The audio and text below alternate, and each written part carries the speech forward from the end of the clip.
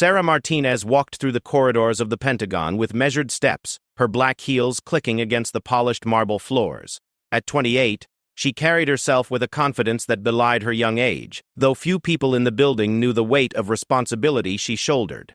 Her dark hair was pulled back in a neat bun, and her navy blue uniform was pressed to perfection, every crease sharp enough to cut paper. The morning had started like any other. Sarah had arrived at her office at 5:30, 2 hours before most of the building came alive.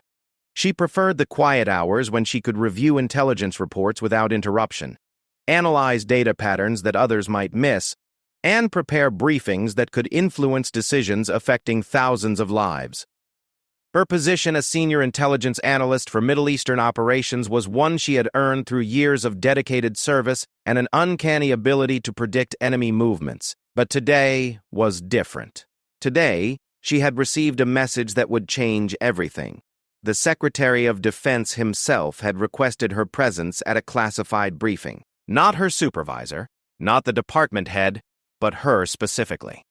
The message had been brief and formal, providing only a time, location, and security clearance level that made her eyebrows raise. It was higher than anything she had encountered before. As she made her way to conference room Alpha 7, Sarah reflected on the path that had brought her here. She had grown up in a small town in Texas, the daughter of a mechanic and a schoolteacher. Military service had seemed like the natural choice for someone who wanted to serve her country and escape the limitations of small-town life. She had enlisted straight out of high school, determined to make something of herself. The early years had been challenging. Sarah had faced skepticism from male colleagues who questioned whether a young woman belonged in intelligence work. She had responded by working twice as hard as anyone else, staying late into the night to perfect her analysis, volunteering for the most dangerous assignments, and gradually building a reputation for accuracy that was unmatched in her department. Her breakthrough had come during a deployment to Afghanistan. While analyzing intercepted communications, Sarah had noticed a pattern that others had missed. Enemy forces were using a specific code that appeared to be random chatter but actually contained detailed operational plans. Her discovery had prevented 3 major attacks and saved countless lives. The commendation she received had fast-tracked her career, but more importantly, it had given her the confidence to trust her instincts even when others disagreed. Now, as she approached the conference room, Sarah felt the familiar mixture of nervousness and excitement that came with high-stakes briefings. She had been told to prepare a comprehensive report on recent developments in the region, but the scope was broader than anything she had worked on before. Intelligence from multiple countries, satellite imagery, human intelligence reports, and communications intercepts all needed to be synthesized into a coherent picture. The conference room was located in one of the most secure sections of the building. Sarah had to pass through 3 separate security checkpoints, each more thorough than the last. Her identification was scanned multiple times, her biometrics verified, and her security clearance cross-referenced against the meeting's classification level. The guards were professional but thorough, understanding the critical nature of what transpired in these rooms.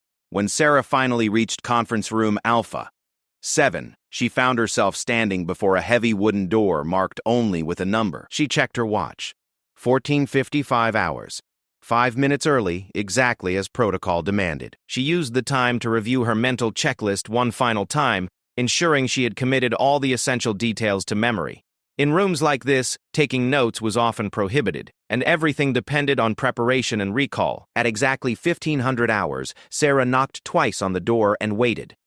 A voice from inside called for her to enter. As she turned the handle and stepped into the room, she immediately sensed that something was wrong. The 5 men seated around the polished conference table looked up at her with expressions ranging from surprise to annoyance. She recognized 3 of them immediately: General Morrison, General Patterson, and General Rodriguez. The other 2 were unfamiliar, but their bearing and the stars on their shoulders marked them clearly as high-ranking officers. "Excuse me, miss," General Morrison said, his voice carrying the authority of decades in command. "I think you may have the wrong room. This is a classified briefing for senior military personnel only." Sarah felt her cheeks flush, but she kept her voice steady. "Sir, I'm Senior Intelligence Analyst Sarah Martinez. I was specifically requested for this briefing by the Secretary of Defense's office." General Patterson leaned back in his chair, a slight smile playing at the corners of his mouth. I think there's been a misunderstanding. We're expecting a senior analyst, someone with extensive field experience and top-level clearance. Perhaps you could direct us to your supervisor? The dismissal stung, but Sarah had faced similar situations before. She straightened her shoulders and tried again. Respectfully, sir, I am the senior analyst assigned to this briefing. I have the documentation if you need to verify my credentials. General Rodriguez exchanged glances with his colleagues. Look, I'm sure you're very capable at whatever you do, but this briefing involves sensitive information about ongoing operations. We need someone with real experience, not a junior officer who's still learning the ropes. Sarah felt anger building in her chest, but she forced herself to remain calm. These men were making assumptions based on her age and appearance, just as others had done throughout her career. She had learned that losing her temper would only confirm their biases. Instead, she would have to prove herself through competence and professionalism. Gentlemen, I understand your concerns, she said carefully. However, I have been specifically assigned to this briefing because of my expertise in regional intelligence analysis. I have prepared a comprehensive report on the current situation, and I believe you'll find it meets your requirements. The fourth general, whose nameplate read Hawkins, shook his head firmly. This is highly irregular. We were told to expect someone with extensive field command experience. Young lady, I'm sure you're very bright, but this isn't the place for on-the-job training. The fifth general, Thompson, nodded in agreement. We're going to need to contact the secretary's office and get this straightened out. In the meantime, perhaps you could wait outside until we can arrange for the proper briefer to join us. Sarah felt the situation slipping away from her. These men had already made up their minds about her capabilities based on superficial judgments. She thought about the hours of preparation she had put in, the intelligence she had gathered, the analysis that could potentially save lives. The injustice of being dismissed without even being given a chance to demonstrate her expertise was almost overwhelming. But Sarah had not come this far in her career by accepting defeat easily. She thought about all the times she had been underestimated, all the occasions when she had proved doubters wrong. This was just another challenge, albeit a particularly important one. She took a deep breath and made a decision that would either vindicate her position or end her career. Generals, with respect, I believe there may be information in my briefing that requires immediate attention. Recent intelligence suggests that enemy forces are planning a coordinated attack within the next 48 hours. Every minute we delay could cost lives. General Morrison's expression hardened. That's enough. I don't know what game you're playing, but this meeting involves classified information that you clearly don't have access to. Security. The word hung in the air like a threat. Sarah knew that once security was called, her career could be over. Being escorted out of a high-level briefing would raise questions about her judgment and reliability. But she also knew that the intelligence she carried was genuinely critical. Lives hung in the balance, and she was the only person in the room who fully understood the implications of what she had discovered. Sarah reached slowly for her identification folder, moving deliberately to avoid any perception of threat. Before you make that call, sir, perhaps you should verify my credentials one more time. I think you'll find that my clearance level and assignment are exactly what they should be. General Patterson was already reaching for the phone when something in Sarah's tone made him pause. There was a confidence in her voice that hadn't been there before, a certainty that suggested she knew something they didn't. He looked at her more carefully, noting the precision of her uniform, the composure under pressure, the way she held herself despite being outnumbered and outranked. What exactly are you suggesting? He asked slowly. Sarah met his gaze steadily. I'm suggesting that perhaps assumptions have been made that don't match reality. My orders come directly from the highest levels of command, and my briefing contains intelligence that could prevent a significant loss of life. I'm asking for 5 minutes to establish my credentials and begin my presentation. After that, if you still believe I shouldn't be here, I'll leave voluntarily. The 5 generals exchanged uncertain looks. The situation was unprecedented in their experience. Military protocol was clear about chain of command and proper procedures, but they were also trained to recognize when circumstances required flexibility. The young woman standing before them displayed none of the uncertainty or deference they would expect from someone who had stumbled into the wrong meeting by mistake. General Hawkins leaned forward. 5 minutes. he said finally. "But understand that if this is some kind of mistake or security breach, there will be serious consequences." Sarah nodded crisply. "Understood, sir. Thank you."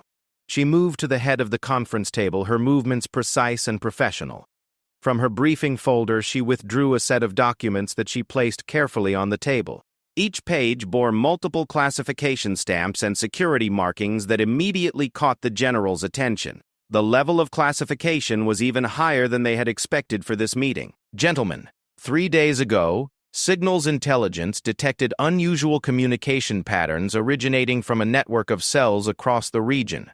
Initial analysis suggested routine coordination, but deeper examination revealed a sophisticated planning structure for a multi-pronged attack targeting American interests."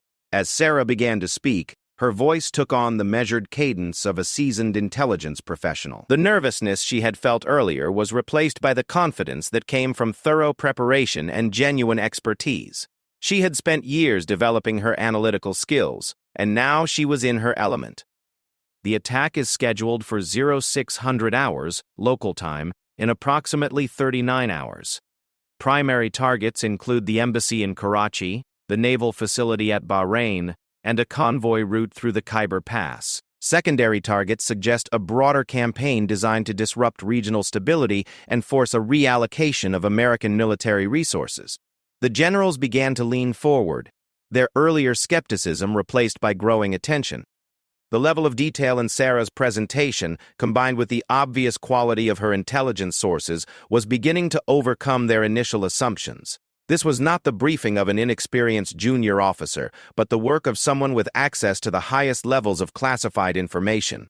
General Morrison found himself reassessing the young woman at the head of the table. Her presentation was crisp, her analysis sophisticated, and her recommendations showed a deep understanding of both tactical and strategic implications. He began to wonder if their initial reaction had been based more on prejudice than judgment. Sarah continued her briefing, outlining the specific intelligence that supported her conclusions. She presented intercepted communications, satellite imagery analysis, and human intelligence reports that painted a comprehensive picture of the threat. Her analysis was methodical and thorough, demonstrating connections that less experienced analysts might have missed. As she spoke, Sarah was aware that she was fighting for more than just her position in this meeting. She was fighting for the respect and recognition that her work deserved. Every chart, every analysis, every recommendation was a testament to her competence and professionalism. She had prepared for this moment throughout her career, and she was determined to make it count. The room had grown quiet, except for the sound of her voice and the occasional rustle of papers. The 5 generals were completely focused on her presentation, their earlier dismissiveness replaced by the intense concentration of military professionals absorbing critical intelligence. Sarah could sense the shift in the room's atmosphere, the growing recognition that they had been wrong about her capabilities. But she also knew that the real test was yet to come. Presenting intelligence was only part of her role. She also needed to provide recommendations for action. The next few minutes would determine whether these senior officers would accept her as an equal partner in planning their response to the threat she had identified. It's got to correct toward the intelligent moment in which he took a breath and prepared to transition from analysis to recommendations, knowing that everything she had worked for in her career was riding on the next phase of her presentation. Sarah paused at the crucial moment in her briefing, watching as the 5 generals absorbed the weight of the intelligence she had presented. The atmosphere in the room had shifted dramatically from their initial dismissal to intense focus. But she could still sense underlying skepticism about her authority to make strategic recommendations. This was the moment that would define not just this meeting, but potentially her entire career. General Rodriguez was the first to break the silence. "This intelligence is concerning," he said slowly, "but we need to understand the source reliability and confidence levels. What's your assessment of the credibility of these threats?" Sarah had anticipated this question. It was standard protocol to challenge intelligence sources, especially when the implications were so significant. She reached for a second folder she had kept in reserve, one containing detailed source evaluations and corroborating evidence that she had hoped would not be necessary. "Sir, the primary source is rated Alpha 1, with a track record of 96% accuracy over the past 18 months. The communications intercepts have been verified through 3 independent signals intelligence platforms, and the satellite imagery shows concrete preparations at 2 of the target locations. General Patterson leaned forward, studying the documents more carefully. The timeline you're suggesting leaves very little room for traditional verification processes. Are you recommending we act on this intelligence immediately? The question hung in the air like a challenge. Sarah understood that she was being asked to take responsibility for recommendations that could affect thousands of lives and potentially strain international relationships. It was the kind of decision that senior military leaders spent decades preparing for, and these generals were effectively asking a young intelligence analyst to make strategic choices typically reserved for their level of command. Sarah felt the weight of the moment, but her training and experience had prepared her for exactly this type of high-pressure decision. She had learned to trust her analysis even when others questioned it, and every instinct told her that the threat was real and immediate.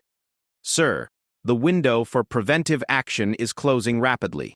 Based on the operational patterns we've identified, I recommend immediate notification of all target locations, enhanced security protocols for the embassy and naval facility, and tactical adjustment of the convoy route. Additionally, we should consider proactive measures to disrupt the coordination network before the attacks can be executed.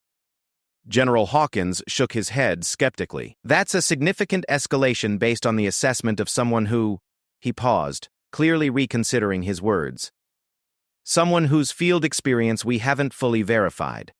The comment stung, but Sarah recognized it as an opening rather than an attack. These officers were struggling to reconcile their initial assumptions about her with the quality of work she was demonstrating. They wanted to trust her analysis, but their military training demanded verification of credentials and authority. General, I understand your concerns about my background, Sarah said carefully. Perhaps this would be a good time to clarify my assignment and the authority under which I'm operating. She reached into her jacket pocket and withdrew a leather credential case that she had hoped not to need. The case was worn from years of use, and the badge inside bore markings that few people outside the highest levels of the intelligence community would recognize. As she placed it on the table, the polished metal caught the light, revealing intricate details and security features that immediately caught the general's attention. General Morrison picked up the badge and examined it closely. His expression changed as he recognized the specific markings and classification levels indicated by the various symbols and codes. He passed it to General Patterson, who studied it with equal intensity before sharing it with the other officers around the table. This is a Deputy Director badge, General Patterson said slowly. Intelligence Operations Division. I wasn't aware that someone of your apparent age could hold such a position. Sarah maintained her professional composure, but inside she felt a mixture of relief and apprehension. The badge represented years of exceptional service and rapid promotion through the intelligence ranks. But it also meant accepting a level of responsibility that few people her age ever experienced. She had earned the position through a combination of analytical brilliance, operational success, and the kind of intuitive understanding of intelligence work that couldn't be taught. The position was assigned based on operational effectiveness rather than traditional seniority, Sarah explained. My analysis prevented major security incidents in 3 separate theaters, and the deputy director role was created to provide direct liaison between field intelligence and strategic planning. General Thompson, who had been silent throughout most of the exchange, looked up from the badge with a new expression of respect. The Kandahar incident last year. That was your analysis that prevented the embassy bombing. It wasn't a question, but Sarah nodded confirmation. The Kandahar analysis had been her most significant success, involving the detection of a complex plot that would have killed hundreds of American personnel and Afghan civilians. Her work had not only prevented the attack, but had led to the capture of a major terrorist network that had been operating for years. And the port security enhancement in Dubai, General Rodriguez added, recognition dawning in his voice. That recommendation came from Intelligence Operations Division, your division. Sarah felt the room's dynamic continuing to shift as the generals began to connect her current briefing with previous successes they had heard about, but never traced to a specific analyst. The intelligence community often operated behind layers of classification and anonymity, so field commanders rarely knew the individuals whose work influenced their operations. The Dubai analysis was part of a broader pattern recognition project, Sarah confirmed. We identified vulnerabilities in port security protocols that could be exploited for smuggling operations or direct attacks. The recommendations led to enhanced screening procedures that have prevented at least 12 separate incidents. General Hawkins set the badge down carefully, treating it with the respect due to such a high-level credential. I owe you an apology, he said formally. We made assumptions based on incomplete information. No apology necessary, sir, Sarah replied professionally. The classification of my position is designed to maintain operational security. Most people wouldn't recognize the credentials or understand the authority they represent. But Sarah knew that the badge was only part of the story. Her rapid rise through the intelligence ranks had been unprecedented, driven by a combination of natural analytical ability and a willingness to take risks that more senior officers might avoid. She had volunteered for dangerous assignments, worked with foreign intelligence services in hostile territories, and developed sources that other analysts considered impossible to recruit. The badge represented not just her current position, but the unconventional path she had taken to reach it. While her contemporaries had followed traditional career progressions, Sarah had seized opportunities that others considered too risky or demanding. She had worked 18-hour days for months at a time, mastered languages that most Americans never encountered, and developed an intuitive understanding of terrorist psychology that allowed her to predict enemy actions with uncanny accuracy. General Morrison returned his attention to the briefing materials. With your credentials established, let's focus on your recommendations. You mentioned proactive measures to disrupt the coordination network. What specifically are you proposing? Sarah felt the conversation shifting into a realm where her expertise would be fully engaged. Strategic planning was where her analytical skills, combined with operational experience, to produce recommendations that had repeatedly proved effective in the field. Sir, the communications intercepts reveal 3 critical coordination nodes. 2 are in major urban areas where direct action would be difficult without significant diplomatic complications. However, the 3rd is in a remote location where a targeted operation could severely degrade their ability to coordinate the simultaneous attacks. She produced a detailed map that showed the geographical relationship between the coordination nodes and the target locations. The analysis revealed a sophisticated network that had taken months to establish, but which could be disrupted effectively if action were taken within the next few hours. The key is timing, Sarah continued. The network is designed to function automatically once the final authorization is transmitted. If we can disrupt the primary coordination node before that transmission, the entire operation will collapse into a series of uncoordinated attacks that will be much easier to defend against. General Patterson studied the map carefully. What's the risk assessment for the operation you're proposing? Sarah had anticipated this question as well. Military leaders always needed to balance potential gains against possible costs, and any operation carried the risk of unintended consequences that could escalate into broader conflicts. The target location is isolated from civilian populations, and intelligence suggests minimal security presence. A small, specialized team could neutralize the site with minimal risk of casualties or international complications. The primary risk is temporal. If we wait too long to act, the opportunity will be lost. General Rodriguez looked up from the briefing materials. What assets would be required for this operation? A special operations team with communications expertise, supported by real-time intelligence monitoring to ensure the timing is precise. The operation would need to be coordinated with enhanced security measures at the target locations to ensure comprehensive protection. The generals began discussing the feasibility of Sarah's recommendations among themselves, their conversation taking on the rapid-fire quality of experienced military planners working through complex logistical challenges. Sarah remained silent, understanding that her role had shifted from briefer to consultant as the officers moved into operational planning mode. As she listened to their discussion, Sarah reflected on how dramatically the meeting had changed from its beginning. The same officers who had wanted to escort her from the room were now treating her recommendations as the foundation for a major military operation. The transformation had required not just the presentation of her credentials, but the demonstration of expertise that justified the authority those credentials represented. General Thompson turned back to her. Deputy Director Martinez, what's your assessment of the likelihood that this intelligence represents a deception operation designed to provoke an American response? The question demonstrated the sophisticated thinking that had made these officers successful at the highest levels of military leadership. Sarah appreciated the complexity of the challenge they were presenting, and she had considered the possibility of deception throughout her analysis. Sir, the intelligence comes from multiple independent sources with different access levels and motivations. The consistency across sources, combined with the resource investment visible in the satellite imagery, suggests genuine operational intent rather than deception. Additionally, the targets selected align with previous threat assessments and represent logical choices for the objectives we believe the enemy is pursuing. General Hawkins nodded slowly. Your analysis appears comprehensive and well-reasoned. However, the recommendations you're making would represent a significant commitment of resources and political capital. Are you prepared to stake your professional reputation on this assessment? Sarah met his gaze directly. Yes, sir. I am.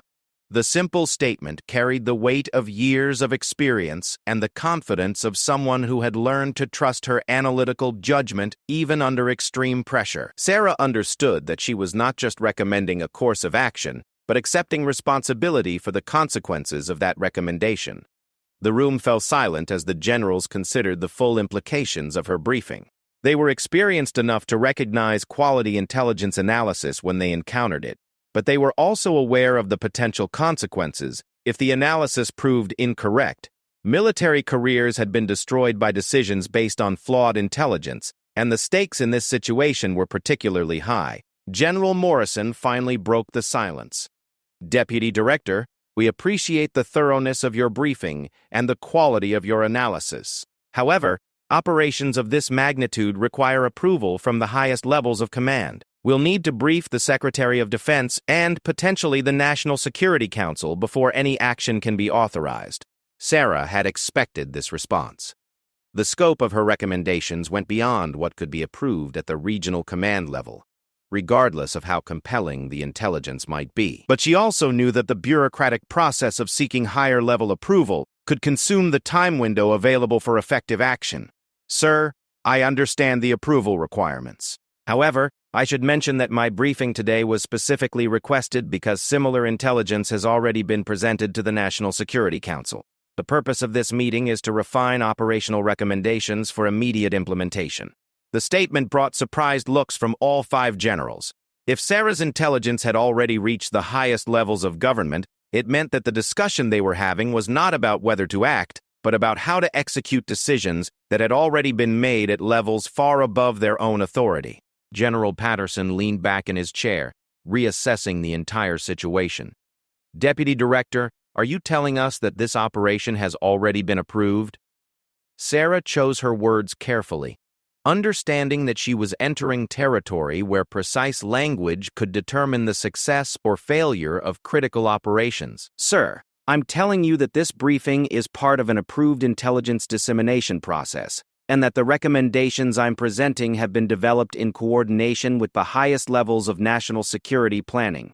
The implications of her statement gradually became clear to the assembled officers. They were not being asked to evaluate intelligence and make independent recommendations. Instead, they were being briefed on intelligence that had already influenced decisions at the presidential level, and their role was to implement those decisions effectively within their respective areas of responsibility. General Rodriguez stood up and walked to the secure communication terminal in the corner of the room. I think we need to contact the Secretary's office immediately to clarify the scope of our authority in this matter.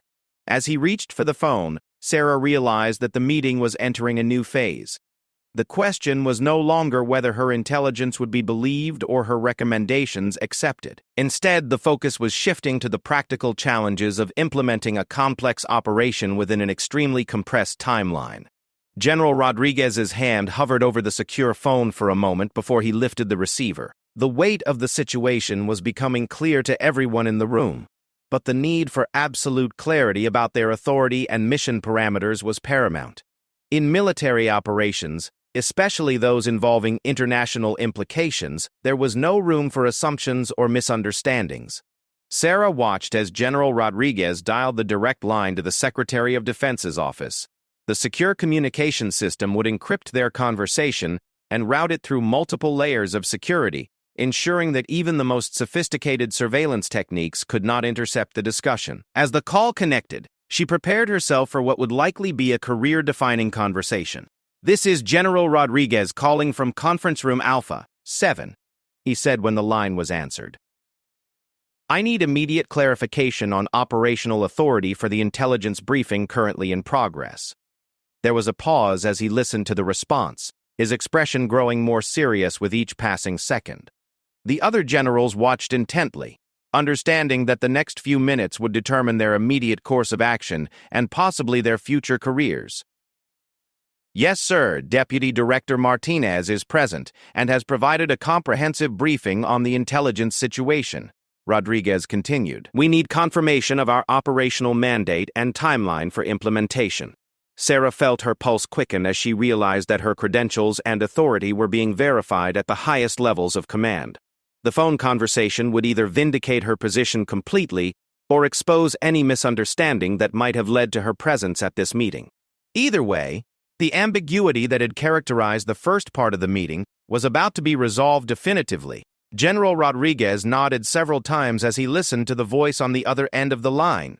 His expression shifted from concern to surprise to something approaching awe as the conversation progressed.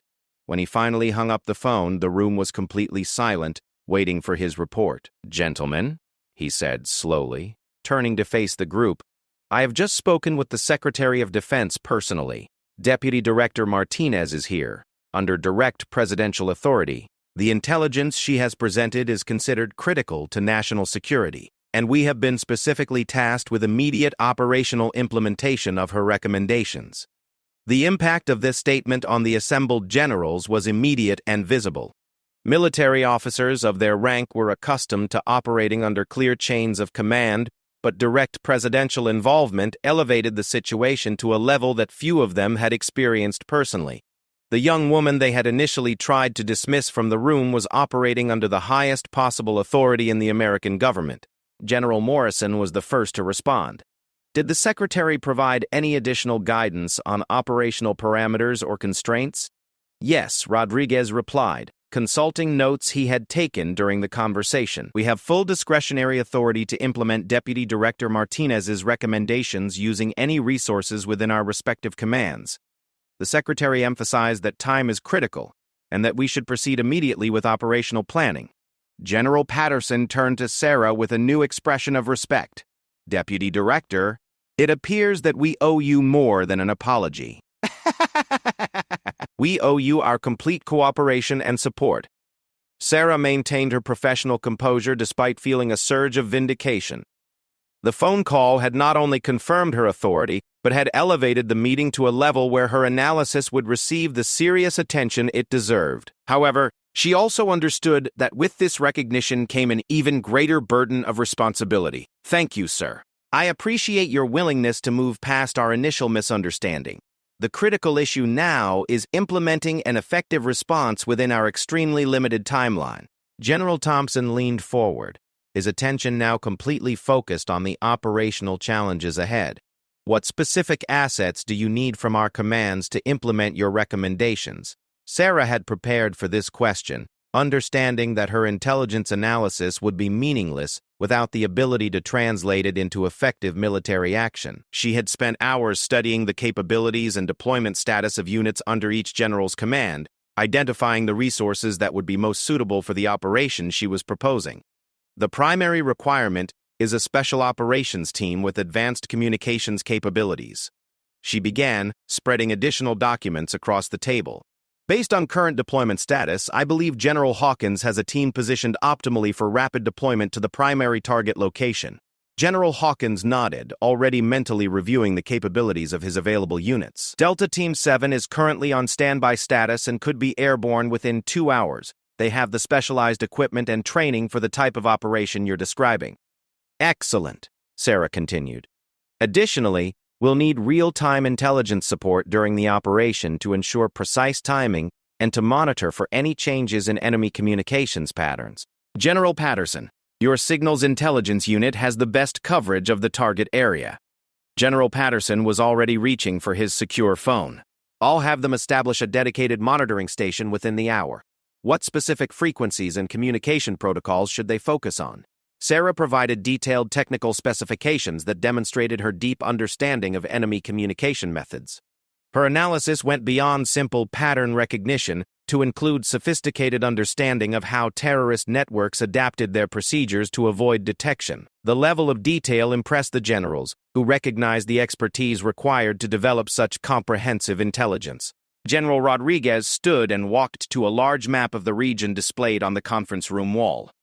What about the enhanced security for the potential target locations? My command has responsibility for the embassy security, but coordination with local forces will be essential. Sir, I've prepared specific recommendations for each target location based on the expected attack methods and timing, Sarah replied, joining him at the map.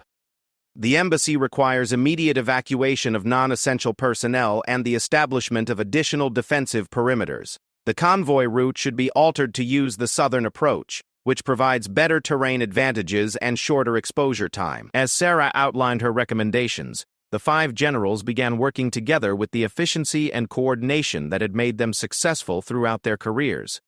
The initial skepticism and dismissiveness had been completely replaced by the focused professionalism of senior military leaders executing a complex operation under extreme time pressure. General Morrison coordinated communication with higher headquarters to ensure that all necessary authorizations were in place. General Patterson initiated the signals intelligence monitoring that would provide real-time information during the operation. General Rodriguez began coordinating with embassy security and local military forces. General Hawkins prepared his special operations team for immediate deployment. General Thompson established liaison with intelligence agencies to ensure comprehensive information sharing. Sarah found herself at the center of this coordinated activity, providing detailed guidance and answering questions that demonstrated the thoroughness of her preparation. Every aspect of the operation had been considered in her analysis, from weather conditions that might affect communications to local political considerations that could influence the success of security enhancements. As the planning progressed, Sarah reflected on how dramatically her situation had changed within the span of a single phone call. The same officers who had questioned her right to be in the room were now depending on her expertise to plan and execute a complex military operation. The transformation was gratifying, but it also reinforced her understanding of the challenges that women in military intelligence continued to face. Deputy Director, General Hawkins said, interrupting her thoughts, the Special Operations Team will need detailed intelligence on the target location, including current occupancy, defensive capabilities, and escape routes. What additional information can you provide? Sarah opened yet another classified folder that she had prepared for this specific question. The intelligence she had gathered included not only the technical details of the target location, but also personality profiles of the key individuals likely to be present. Her analysis combined signals intelligence, human intelligence, and sophisticated psychological profiling to create a comprehensive picture of the threat. The primary target location is a communications facility disguised as a small manufacturing plant, she explained, pointing to detailed architectural drawings and satellite photographs. Current intelligence suggests between 8 and 12 individuals are present, with weapons consistent with standard terrorist cell equipment but no heavy defensive systems. General Thompson studied the materials carefully. What's the confidence level on the occupancy count? High confidence on the range, medium confidence on the exact number, Sarah replied. The facility has multiple entry and exit points, but satellite surveillance shows consistent patterns of activity that allow reasonable estimation of personnel levels. General Patterson looked up from his own planning materials. What about communication security at the target? If they detect our approach, could they transmit the attack authorization before we can neutralize the facility? Sarah had anticipated this critical question as well. The success of the entire operation depended on preventing the enemy from communicating with the attack teams before the coordination facility could be neutralized. Sir, the communication security is actually one of our advantages, she explained.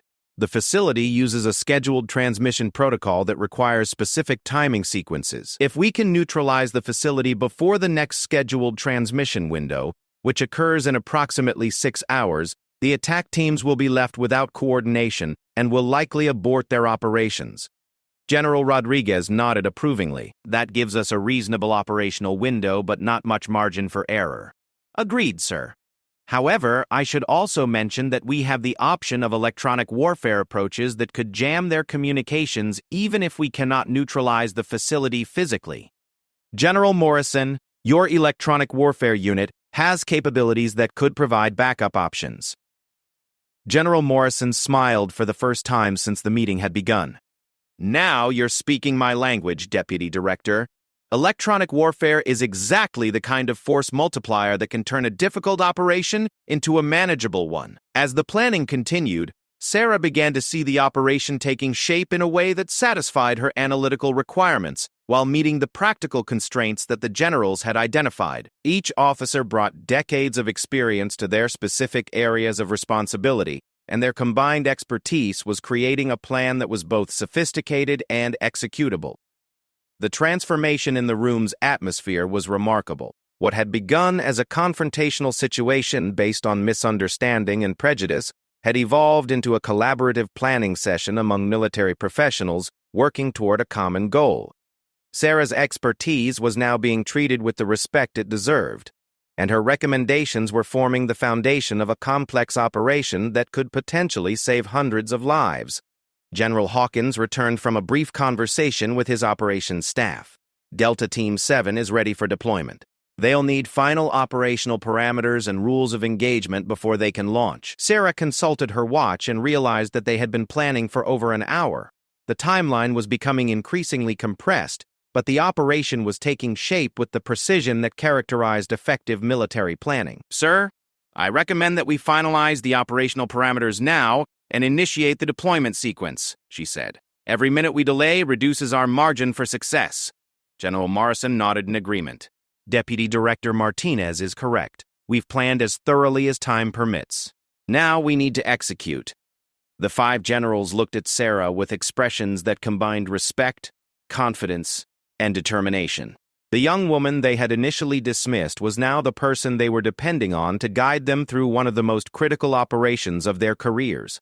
Her intelligence, analysis, and recommendations had earned their complete trust, and they were prepared to stake their professional reputations on her expertise. Gentlemen, Sarah said, feeling the weight of the moment, let's save some lives. The operations center had been transformed into a nerve center of activity within 30 minutes of the planning meeting's conclusion. Banks of monitors displayed real-time intelligence feeds, communications equipment hummed with encrypted conversations, and dozens of support personnel worked with the focused intensity that characterized military operations under extreme time pressure. Sarah found herself at the center of this coordinated chaos, serving as the primary intelligence coordinator for what had been designated Operation Thunderstrike. General Morrison stood before a massive display screen that showed the positions of all friendly forces involved in the operation. Red markers indicated confirmed enemy positions, while blue markers showed the deployment status of American and Allied units. The complexity of the coordination required was staggering, involving assets from multiple commands spread across thousands of miles. Deputy Director Martinez, he called out, we're showing some unusual activity at the secondary target location. Can you confirm whether this affects our operational timeline? Sarah moved quickly to a workstation, where intelligence feeds from multiple sources were being analyzed in real time. The unusual activity General Morrison had identified appeared to be an increase in vehicle traffic around the embassy compound, but her analysis suggested it might be related to enhanced security measures rather than enemy preparations. Sir, the activity appears consistent with implementation of our recommended security enhancements, she reported. Embassy security has been increasing patrol frequency and expanding defensive perimeters as we discussed. However, I recommend continued monitoring to ensure we're not seeing preliminary reconnaissance for an accelerated attack timeline. General Patterson looked up from a bank of communications equipment where he was monitoring signals intelligence. We're seeing increased chatter on the frequencies you identified, but nothing that suggests they're aware of our preparations. The coordination network appears to be functioning normally, which supports our assessment of their current timeline. The signals intelligence monitoring was providing crucial confirmation that the enemy remained unaware of American knowledge of their plans. This operational security was essential to the success of the mission, as any indication that their communications had been compromised would likely lead to immediate changes in their operational procedures.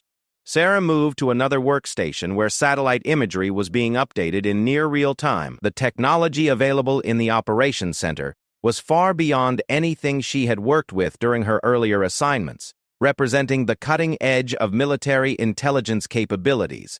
The ability to monitor multiple locations simultaneously while coordinating complex operations was both exhilarating and sobering. General Hawkins, "What's the status on Delta Team 7?" she asked, noting that the deployment timeline was approaching a critical decision point. "Their wheels up in 15 minutes, he replied from his coordination station. Flight time to the target area is approximately 2 hours and 40 minutes, which puts them on station with about 30 minutes to spare before our operational window closes. The margin for error was razor thin, but Sarah's analysis had accounted for the time constraints from the beginning. Military operations rarely proceeded exactly according to plan, and successful missions required building flexibility into the timeline while maintaining the precision necessary to achieve operational objectives. General Rodriguez approached Sarah's workstation with a concerned expression. "Deputy Director, we're getting reports from Embassy Security that suggest they may have detected surveillance activities. Could this indicate that the enemy is aware of our enhanced security measures?" Sarah immediately pulled up the Embassy Security reports and began correlating them with signals intelligence and satellite imagery. The potential for premature discovery of American preparations was one of the greatest risks to the operation, as it could lead to either acceleration of the enemy timeline or cancellation of their plans entirely. "Sir, the surveillance reports appear to describe routine activities that have been ongoing for several weeks," she said after reviewing the available information. "I believe what they're seeing is normal intelligence gathering, rather than reaction to our security enhancements. However, I recommend that we accelerate our timeline slightly to minimize the risk of discovery." General Thompson joined the discussion from his liaison station. "How much acceleration are you recommending? The coordination with local forces is already extremely tight." And of course, Sarah considered the various factors that affected the operational timeline. The primary constraint was the scheduled communication window that the enemy network used for final coordination. But there were also practical limitations imposed by travel time, equipment preparation, and the need for coordinated action across multiple locations. "I recommend advancing the timeline by 30 minutes, she said finally. "This reduces our margin for error but provides additional security against premature discovery while still allowing adequate time for all elements to reach their positions." General Morrison nodded his approval. 30-minute acceleration is manageable. All units implement revised timeline immediately. The operations center responded with the smooth efficiency of a well-trained military organization. Communications went out to all involved units. Timeline adjustments were calculated and implemented, and contingency plans were updated to reflect the new operational parameters.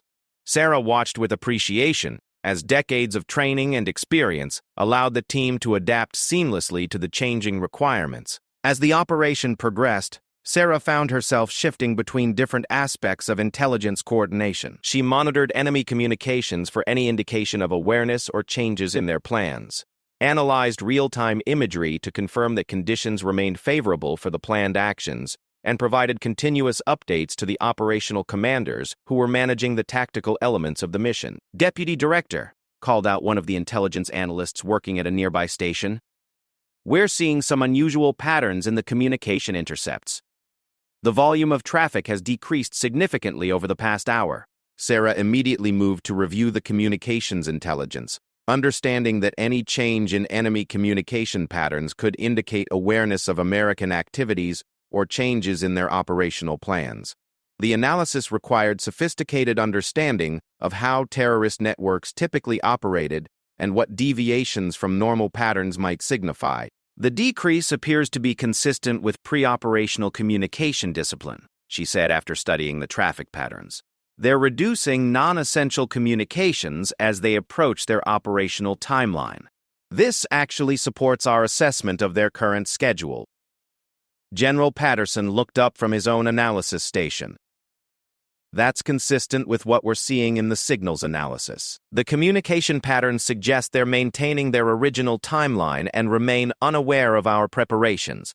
The confirmation that the enemy remained on their original timeline was crucial for the success of Operation Thunderstrike. If they had become aware of American knowledge of their plans, they would likely have either accelerated their attack or canceled it entirely. The continued adherence to their established communication patterns suggested that operational security had been maintained. Sarah returned her attention to the satellite imagery feeds, where she was monitoring the approach of Delta Team 7 to their target location. The Special Operations Team was traveling in vehicles that appeared to be civilian contractors, part of an elaborate cover story that would allow them to approach the enemy facility without raising suspicion. General Hawkins' Delta Team 7 should be approaching the final checkpoint in approximately 20 minutes, she reported.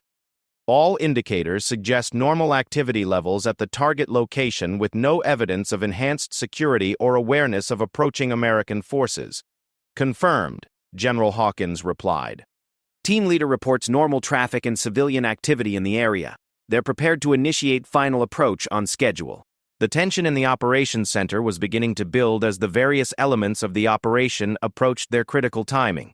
Sarah could feel the weight of responsibility that came with coordinating intelligence for an operation of this magnitude. But her training and experience had prepared her for exactly this type of high-pressure situation. General Morrison approached her workstation with the latest updates from higher headquarters. Deputy Director, the Secretary of Defense sends his regards and wants you to know that this operation has the highest priority at the national level. Success here could prevent significant loss of life and potentially disrupt a broader campaign of terrorist activities. The message reinforced what Sarah already understood about the importance of the operation, but it also reminded her that the decisions she was making would be scrutinized at the highest levels of government. Military intelligence analysts rarely received such direct attention from senior leadership, and the recognition was both gratifying and sobering. Sir, please convey to the Secretary that we have high confidence in our intelligence and operational plan, she replied. All indicators suggest that we're proceeding within acceptable risk parameters and maintaining the element of surprise that is essential to our success. As the operation continued to unfold, Sarah began to appreciate the complexity of coordinating multiple military units across vast distances while maintaining the precise timing necessary for success. The Special Operations Team approaching the primary target, the enhanced security at potential attack locations, the electronic warfare assets prepared to jam enemy communications, and the signals intelligence monitoring that provided real-time awareness all had to function together seamlessly. General Rodriguez called out from his coordination station. Embassy security reports all enhanced measures are in place and functioning normally. Local military forces are positioned to respond immediately if needed, and evacuation procedures are prepared for immediate implementation. The comprehensive nature of the defensive preparations provided multiple layers of protection for the potential targets, but Sarah knew that the most effective approach was to prevent the attacks entirely by disrupting the enemy coordination network. The Special Operations mission was therefore the critical element that would determine the overall success of Operation Thunderstrike. General Patterson, what's the current status of electronic warfare assets? She asked, wanting to ensure that backup options remained available if the primary mission encountered unexpected difficulties. Electronic warfare units are standing by and ready to implement communications jamming on your order, he replied. They have precise frequency and geographic targeting information and can initiate jamming within minutes of receiving authorization. The availability of electronic warfare backup provided additional confidence in the operation's likelihood of success. Even if the Special Operations Team encountered difficulties at the target location, the ability to jam enemy communications would still disrupt their coordination capabilities and significantly reduce the threat to American personnel and facilities. Sarah checked her watch and realized that they were now within 1 hour of the critical decision point. Delta Team 7 would be making their final approach to the target location, and all other elements of the operation would need to be precisely coordinated to ensure maximum effectiveness. The next hour would determine whether months of intelligence gathering and analysis would translate into operational success. All stations. This is the Deputy Director, she announced to the Operations Center. We are now entering the final phase of Operation Thunderstrike. All units should confirm readiness status and prepare for immediate execution on my order. The responses came back quickly and positively from all operational elements. The Special Operations Team was in position and ready to proceed. Electronic warfare assets were standing by. Enhanced security measures were fully implemented, and signals intelligence monitoring was providing continuous coverage of enemy communications. General Morrison joined Sarah at the Central Coordination Station. Deputy Director, you have operational control for the final phase. All units are awaiting your orders. Sarah felt the full weight of command responsibility as she prepared to authorize an operation that could potentially save hundreds of lives while risking the safety of the military personnel involved in its execution. This was the moment that all of her training, experience, and analytical expertise had been preparing her for throughout her career. "Thank you, sir," she replied, her voice steady despite the magnitude of the moment. "All units, prepare for immediate execution of Operation Thunderstrike." The Operations Center held its breath as Sarah gave the final authorization for Operation Thunderstrike. On the main display screen, a small blue marker representing Delta Team 7 had reached the perimeter of the target location. Real-time satellite imagery showed the team moving into position with the precision that characterized elite special operations units. Every person in the room understood that the next 30 minutes would determine the success or failure of an operation that had consumed their complete attention for the past several hours. "Delta Team 7, you are authorized to proceed," Sarah spoke into the secure communication system. "All supporting elements are in position and ready to respond to your requirements." The response came back immediately in the calm, professional tone that special operations personnel used even in the most dangerous situations. "Roger, Control. Delta 7 initiating final approach. Estimate 5 minutes to target neutralization."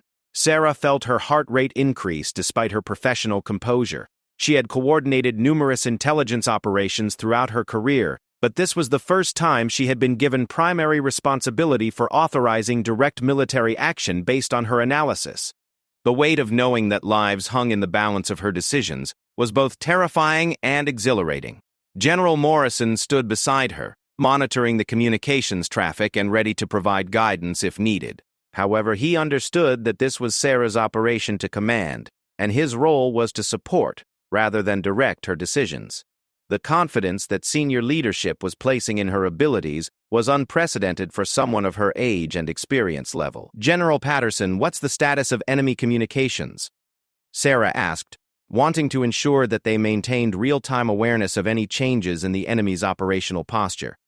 "Still normal patterns, Deputy Director," he replied. "No indication that they're aware of our approach or that they've altered their timeline. The next scheduled coordination transmission isn't due for another 4 hours, which gives us a substantial buffer." The confirmation that operational security remained intact was crucial for the mission's success. If the enemy had become aware of American knowledge of their plans, they would likely have either accelerated their attack timeline or implemented emergency communication procedures that could complicate the neutralization of their coordination facility. On the satellite display, Sarah could see Delta Team 7 moving into their final assault positions. The imagery was remarkably clear, showing individual team members as they approached the target building from multiple directions. The level of detail available through modern surveillance technology was both impressive and slightly unsettling, representing capabilities that would have seemed like science fiction just a few decades earlier. "Control, this is Delta 7, came the voice over the communications system. "We have visual confirmation of target personnel. Count shows 11 individuals inside the facility, consistent with intelligence estimates. Requesting final authorization for facility neutralization." Sarah took a deep breath, understanding that this was the moment of ultimate commitment. Once she gave the authorization for Delta Team 7 to assault the facility, there would be no turning back. The operation would succeed or fail based on the accuracy of her intelligence analysis and the effectiveness of the planning she had helped coordinate. "Delta 7, you are authorized to proceed with facility neutralization. All supporting elements are standing by." The assault began immediately.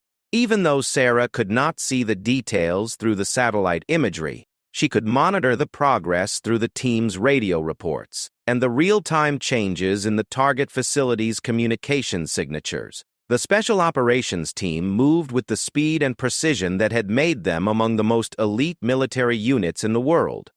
Control, Delta 7 has secured the perimeter. Moving to interior neutralization now. General Rodriguez looked up from his monitoring station. Embassy security reports all quiet at their location. Enhanced defensive measures are functioning normally, and they show no indication of hostile activity. The lack of activity at the potential target locations was a positive indicator that the enemy remained unaware of American actions and was still operating according to their original timeline. If they had detected the assault on their coordination facility, Sarah would have expected to see immediate changes in activity levels at the locations they had planned to attack. Control, this is Delta 7. Facility is secured. 11 enemy personnel neutralized, and communications equipment has been destroyed. We are beginning intelligence gathering operations now.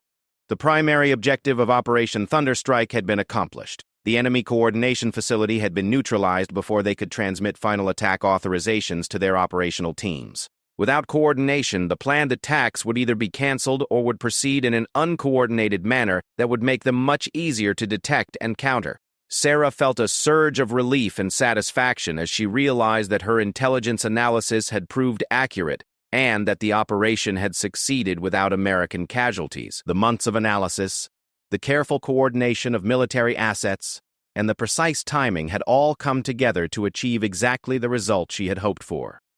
"Excellent work, Delta 7, she responded. "Begin intelligence exploitation immediately and prepare for extraction.